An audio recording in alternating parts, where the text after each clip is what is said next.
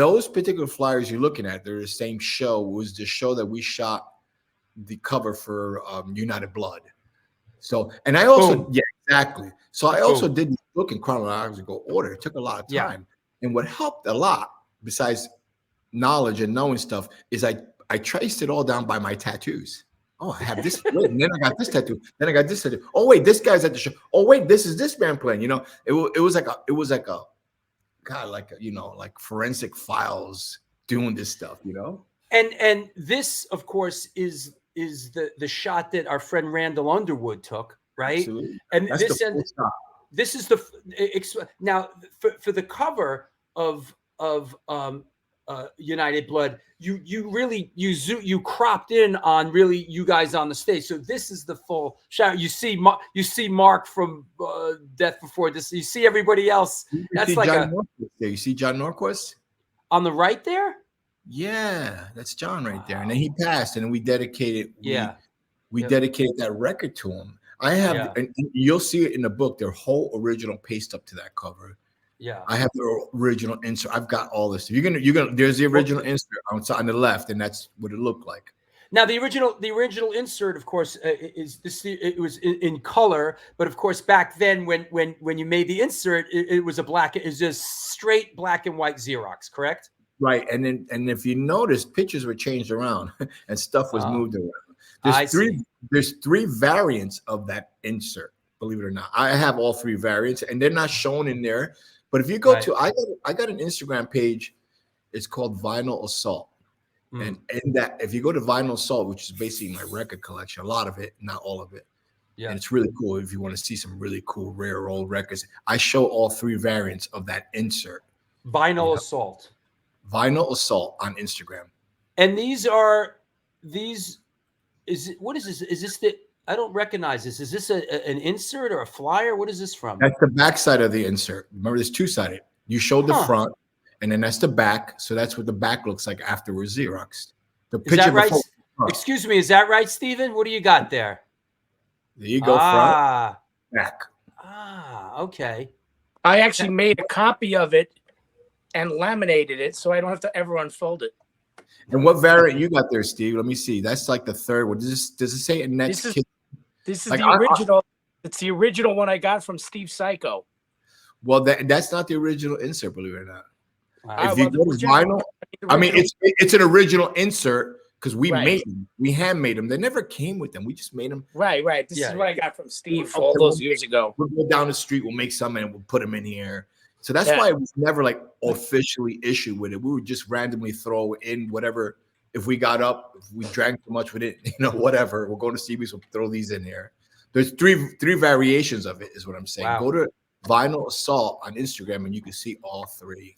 Yeah, that page is amazing, by the way. Your Vinyl Assault page is great. Thank you. Thanks, Stephen. Stand by. We'll bring you on as needed.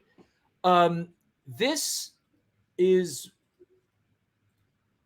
the original quarter-inch mix down of United Blood.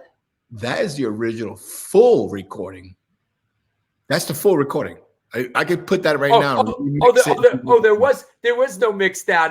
This was it. No. This is the recording. I do have the mix down, the master 1, 2. I have 3 of these tapes. And then I have a later one for 1989 when it was second press issued. So that's the original full recording, which we just released recently, United Blood Legacy. And it's got everything on it. Everything. Well, it's that Dom Fury got to remix it, remaster the way he liked it, the way he should have sounded, and he brought Rabies up. It sounds phenomenal. It's called United Blood Legacy. It was just released like 2 years ago, and it's that remix and that right there. That's my original tape that I had to pick the songs from. Unfortunately, the actual tape kind of disintegrated a little bit, but I still got the case, whatever. Sure. Yeah. And then there's one coming up here that I like a lot. This here brings back. So, and this is the test pressing?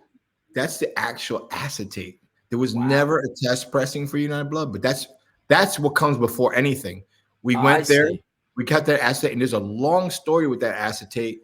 It's in my autobiography.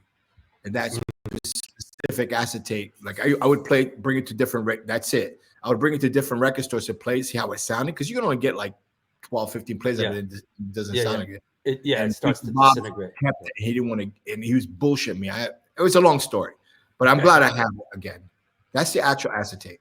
And this is incredible. This is the actual stamper. That's one. Yep, that's the stamper, and it's only one side, the AF Scratch 001 and AF 002. I'll tell you about that anyway. But that's the actual stamper that made the records. Where were these made? Do you remember? Like, was it in Jersey? No, it was in Long Island, in the city. Long Island. And then for the second pressing, we took those stamp. I was already locked up, but it was those stampers were taken to a place, and the second pressing had to redo another stamper because the other side got ruined. So that's original, unruined one. The other one, that's why there's two different variants of the second press, two different. For record nerds, there's two different matrix somewhere, and that's how you know which is which. Got it. And then these are the graphics. That's the paste up. That's the original paste up. That the full thing of making the cover. You can see to the left. You see the one in the middle. That's all my hair and everything. That's me telling Glenn, Carrie keeps Glenn. Everything I wanted on it, whatever. And then the right was the picture. That's going to be the cover. And then we're gonna. This is everything. Work with that one skins. I remember that girl Judy. They used to date Billy Psycho. Yeah, she did that. She put all this together. No, Glenn did that. Yeah, Cavity Creek's Glenn. Right. He put it all together, and that's everything. Graphics, Glenn. Artwork, photo, Elio, Annie, and Alex. Yeah. Yeah. It should say Judy. Elio, what did? Elio did the Flash, the skinhead. That's Elio. No, that's Judy. What Elio did was, it's also like when we were going to do the insert, he had done stuff for the insert. Right. But for actual parts, for that actual graphics, it's going to be Glenn and Judy. Right. Basically. Great. And then there's one coming up that makes this one I can relate to. Now that's Ethan, right? Our old friend Ethan and Vin. And this makes me laugh because I remember you guys in front of CB's in the van, and literally the record covers were like on this big roll, this big spindle, and right? Am I remembering this correctly? You're correct. You're correct. It was on this big spin, like this big fucking roll, and Vinny, you want a record? Yeah, I think it was $2 or $1 or whatever you're selling it for, and you pulled off the spindle and then cut it and then folded it, and then right there he had the glue and he glued it together, put the record in. Here you go. I remember this. Yeah. You know what I regret. Like I said, I had a lot of stuff, but Vinny, when we were all said and done, those rolls, Vinny had like 3 of them in his apartment. No. Listen to me. At one point, he did his whole bathroom with them. He like wallpaper, he glued them all over the wall, and it was his whole bathroom. And then he just threw it away. I was like, man, I wish I knew you would have thrown it away. That roll was phenomenal. Wow. And we were gluing those things together right in front of the and at CB's and wherever. We were making stuff right there. Here you go. What is this? What is this with the handwriting on it? Is this? So that's a very special record right there. See, there was like 2 or 3 that label that's unplayable. You can't really tell by that, but that label goes into the matrix, and we're like, what are we going to do? Is it also a blank label? And those are the rare ones with the blank B-sides because the record company messed up and put those B-sides some disco record. I used to know the name of it. And I totally forgot it. To this day, I kick myself in the ass. Anyway, that record you're looking at in particular is we decided to dedicate one to each of us. So Ray dedicated one to me. I dedicated one to Ray. That's the one Ray dedicated to me. Now, the one I dedicated to Ray, to this day, I don't know what's happened to it.